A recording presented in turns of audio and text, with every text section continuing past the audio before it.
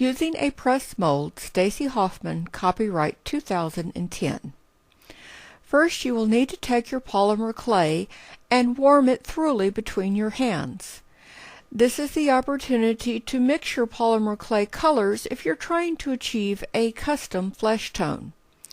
I like using custom flesh tones because the mixing of the clays allows me to make sure by the color striations that I've actually achieved a malleable polymer clay in order to press into my mold. Even if you're using flesh color directly out of the box, you'll want to be sure that you twist and manipulate the clay so that it is flexible enough to put into the mold. This is a plaster mold that I am misting with distilled water. Shape the tip of the polymer clay into a cone and press the cone into the nasal cavity before forming the rest of the doll. And then I will put the back mold half on and press firmly together. When you open the back of the mold, you will notice that you have a seam line where the two halves did not meet completely together. This is because the excess clay will have to ease out along the seam lines. Take a sharp tool like a scalpel or an X-Acto blade and delicately slice around the seam line while the doll is still in the mold. After you've sliced, you can carefully pry apart with your fingers, or you can use a manicurist orange stick to remove the excess clay from along the doll. After you've done this, you will want to put the mold halves back together and press again. It will usually take 3 to 4 pressings in order to achieve the results you desire.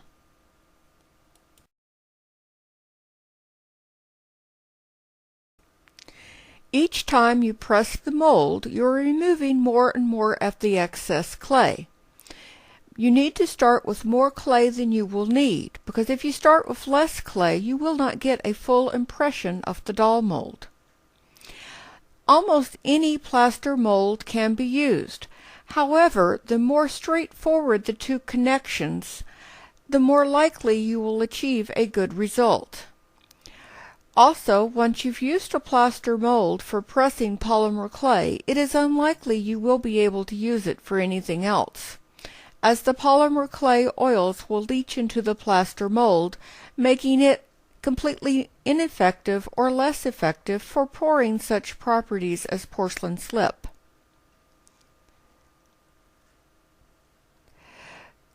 As your pressings continue to go more and more, with each pressing you will need to be more careful about removing your seam lines, as you will be getting more and more toward your ending point.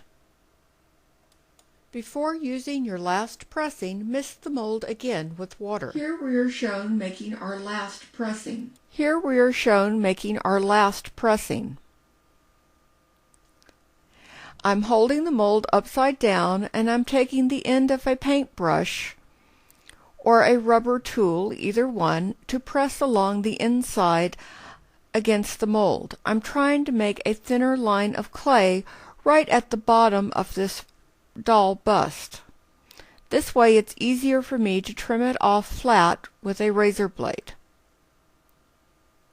Before pre-baking this doll, I'm going to add a little bit of people makeup.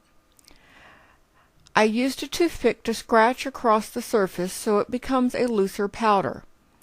I'm going to take the tip of my Q-tip, and fluff it apart and use it as an applicator for the blush. You do not have to do it at this stage. If you're not comfortable putting the color directly on the unbaked polymer clay, you could pre-bake it for 5 to 6 minutes, let it cool, and then apply your makeup and bake it completely for another 20 to 25 minutes until it is completely cured. Remember, before you put your polymer in the oven, even for the first time, to remove any excess clay from the bottom of your bust. The seam line, which is now so narrow, can be cleaned off effectively after the doll has been completely cured. Just use a razor blade or a Dremel tool and a wet dry sandpaper to completely smooth off the seam line. I hope you've enjoyed this introduction to press mold polymer clay. Don't let it frustrate you, and remember it will take several pressings to achieve the desired result. Mold used was Lucille and the artist was Stacy Hoffman.